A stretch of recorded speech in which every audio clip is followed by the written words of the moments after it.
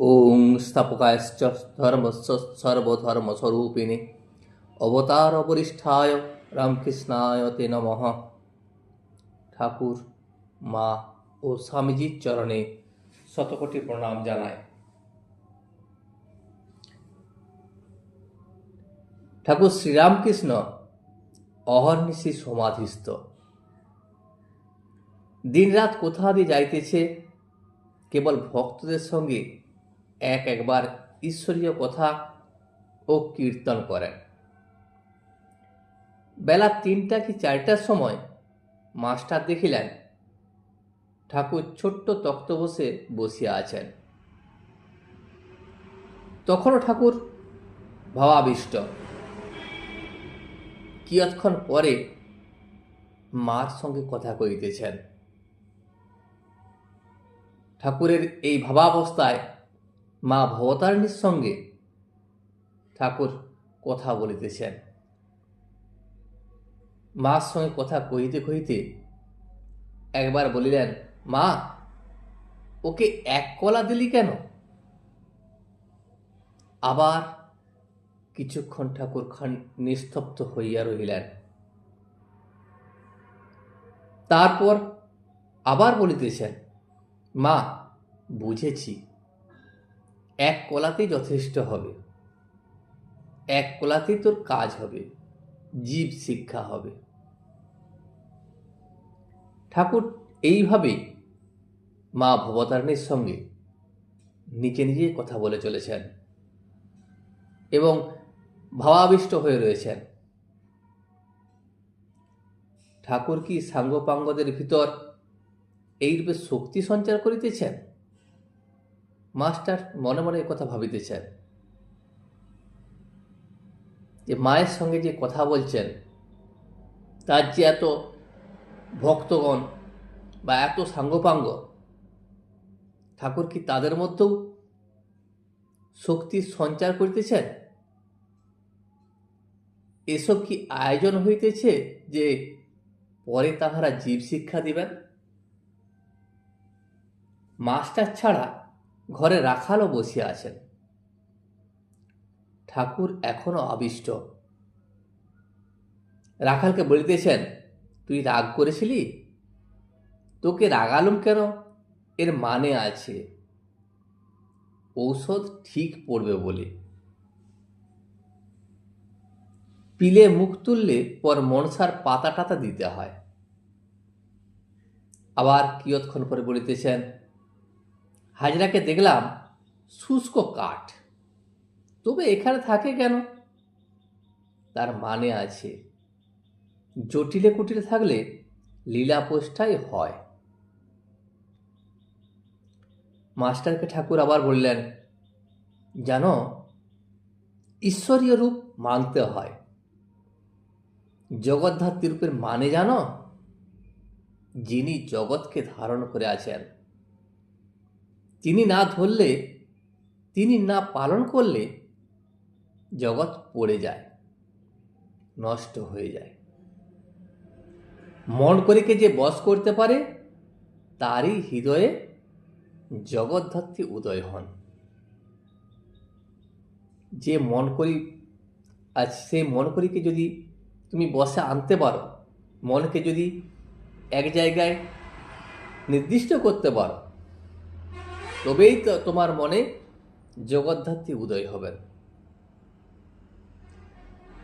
রাখাল ঠাকুরকে বলিলেন, মন মত্ত করি?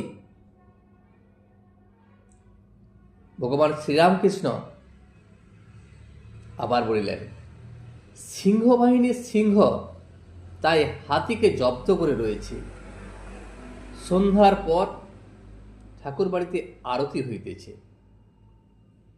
সন্ধ্যা সমাগমে ঠাকুর শ্রীরামকৃষ্ণ নিজের ঘরে ঠাকুরদের নাম করিতেছেন। এমন সময় ঘরে ধূনা দেয়া হইল। তারপর ঠাকুর বদ্ধাঞ্জলি হইয়া ছোট তক্তপোষ্টির উপর বসিয়া আছেন। ঠাকুর মনে মনে মার চিন্তা করিতেছেন। বেলঘরের শ্রীযুক্ত গোবিন্দ মুখুজ্জি ও তাহার বন্ধুগণ আসিয়া প্রণাম করিয়া মেঝেতে বসিলেন। মাস্টার আগে থেকেই বসিয়া আছেন এবং রাখালও বসিয়া আছেন। বাহিরে চাঁদ উঠিয়াছে, জগৎ যেন নিঃশব্দে হাসিতেছে। ঘরের ভিতর সকলে নিঃশব্দে বসিয়া ঠাকুরের শান্ত মূর্তি দেখিতেছেন। ঠাকুরের ভাবের মূর্তি, ঠাকুর ভাবাবিষ্ট হয়ে রয়েছেন, যেন এক অন্য জগতে বিচরণ করতেছেন। সেই মূর্তি সকালে অবাক দৃষ্টিতে দেখিতেছেন। ঠাকুর ভাবাবিষ্ট অবস্থায় আছেন।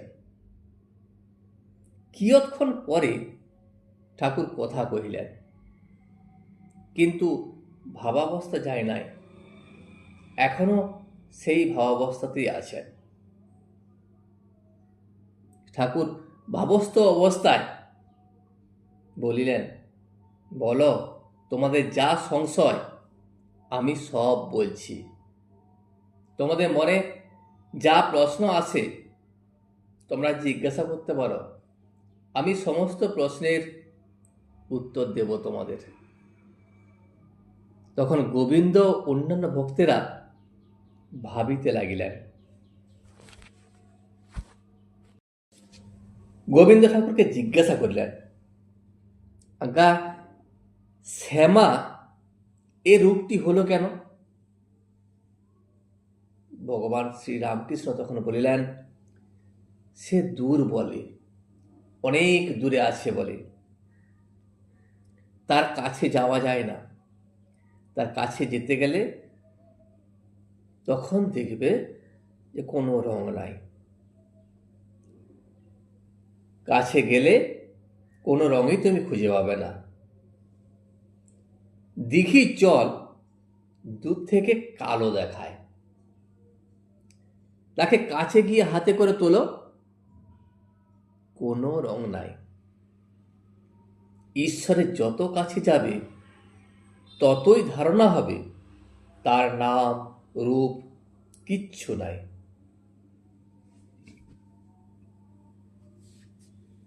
পেছিয়ে একটু দূরে এলে আবার আমার শ্যামামা, যেন ঘাস ফুলের রং। শ্যামা পুরুষ না প্রকৃতি? একজন ভক্ত পূজা করছিল, একজন দর্শন করতে এসে দেখে ঠাকুরের গলায় পইতে। সে তখন বললে, তুমি মার গলায় পইতে পরিয়েছ? ভক্তটি বললে, ভাই, তুমি মাকে চিনেছ, আমি এখনো চিনতে পারি নাই। তিনি পুরুষ না প্রকৃতি, সেই জন্যই আমি তাকে পইতে পরিয়েছি। তুমি চিনেছ, তাই তুমি বলছো যে তিনি মা, তিনি পইতে পড়তে পারেন না, তিনি মায়ের রূপ। কিন্তু আমি তো বুঝতে পারিনি যে তিনি মা না পুরুষ। যিনি শ্যামা তিনিই ব্রহ্ম, যাঁরই রূপ তিনি অরূপ। যিনি সগুণ তিনি নির্গুণ।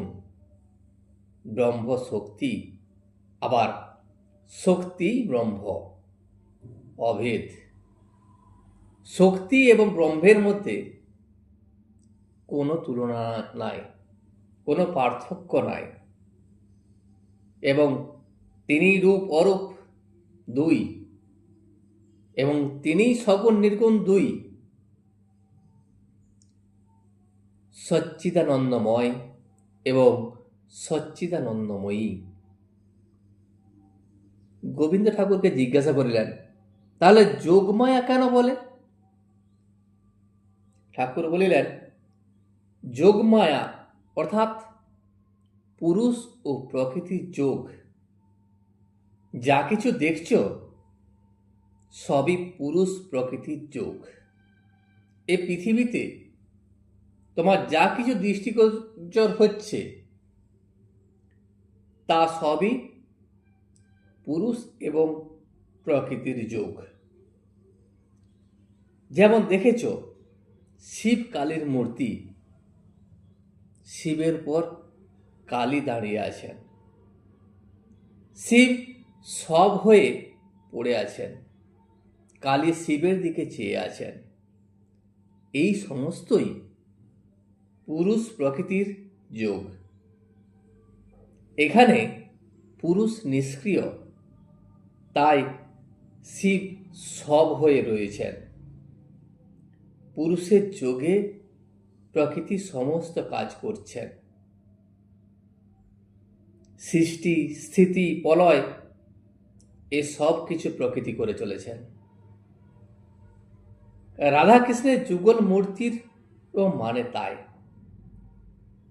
ওই একই মানে রাধাকৃষ্ণের মূর্তির।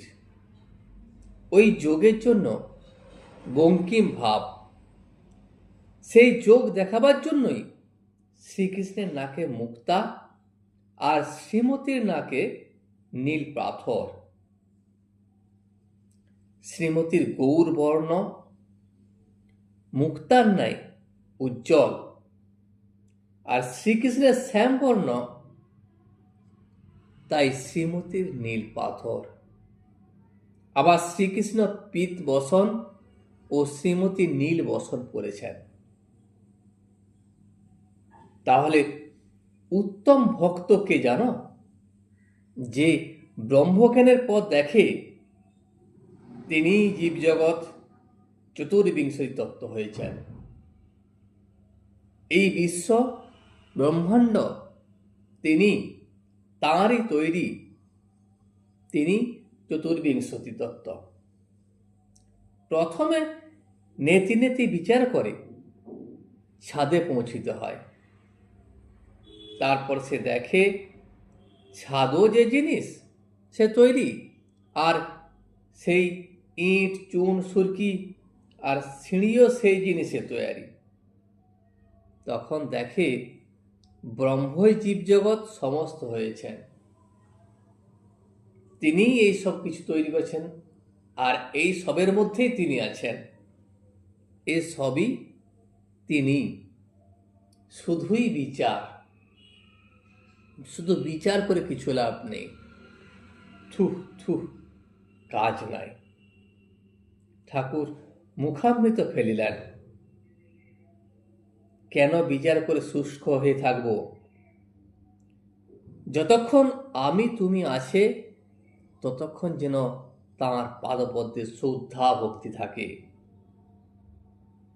ঠাকুর গোবিন্দকে বলিলেন, কখনো বলি তুমি আমি, আমি তুমি, আবার কখনো তুমি তুমি হয়ে যায়, তখন আমি খুঁজে পাই না। শক্তিরই অবতার। এক মতে রাম ও কৃষ্ণ চিদানন্দ সাগরের দুটি ঢেউ। অদ্বৈত জ্ঞানের পর চৈতন্য লাভ হয়, তখন দেখে সর্বভূতে চৈতন্য রূপে তিনি আছেন। আর চৈতন্য লাভের পর আনন্দ, শুধুই আনন্দ, আর কিছু নাই, শুধু আনন্দ। অদ্বৈত চৈতন্য আর নিত্যানন্দ। ঈশ্বরের রূপ আছে, যদি ভোগ বাসনা চলে যায় আর ব্যাকুলতা খুব অল্প হলেই ঈশ্বরের রূপ দেখতে পাবে। ঠাকুর মাস্টারকে বলিলেন, আর তোমায় বলছি, রূপ ঈশ্বরীয় রূপ অবিশ্বাস করো না। রূপ আছে একথা বিশ্বাস করো, তারপর যে রূপটি ভালোবাসো সেই রূপ ধ্যান করো। ঠাকুর গোবিন্দকে বলিলেন, কি জানো, যতক্ষণ ভোগ বাসনা থাকে ততক্ষণ ঈশ্বরকে জানতে বা দর্শন করতে প্রাণ ব্যাকুল হয় না। ছেলে খেলা নিয়ে ভুলে থাকে, সন্দেশ দিয়ে ভুলেও খানিকক্ষণ সন্দেশ খাবে, যখন খেলাও ভালো লাগে না আর সন্দেশও ভালো লাগে না, তখন বলে মা যাব। তখন আর কোনো কথাই সে শুনতে চায় না, সে মায়ের কাছে যেতে চায়। আর সন্দেশ চায় না, যাকে চেনে না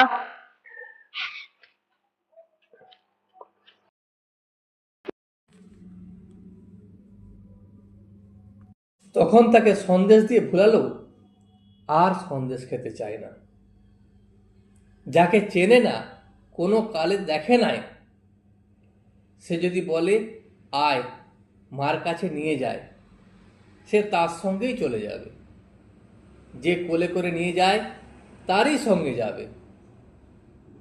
সংসারের ভোগ হয়ে গেলে ঈশ্বরের জন্য প্রাণ ব্যাকুল হয়।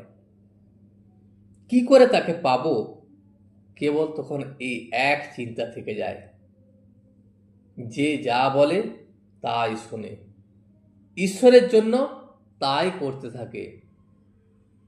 মাস্টার তখন স্বগতভাবে বললেন, ভোগ বাসনা গেলে তবে ঈশ্বরের জন্য প্রাণ ব্যাকুল হয়।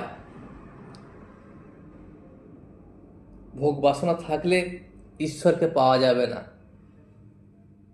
ঈশ্বরের জন্য ব্যাকুল হতে গেলে, ঈশ্বরকে ডাকতে গেলে ভোগ বাসনা ত্যাগ করতে হয়।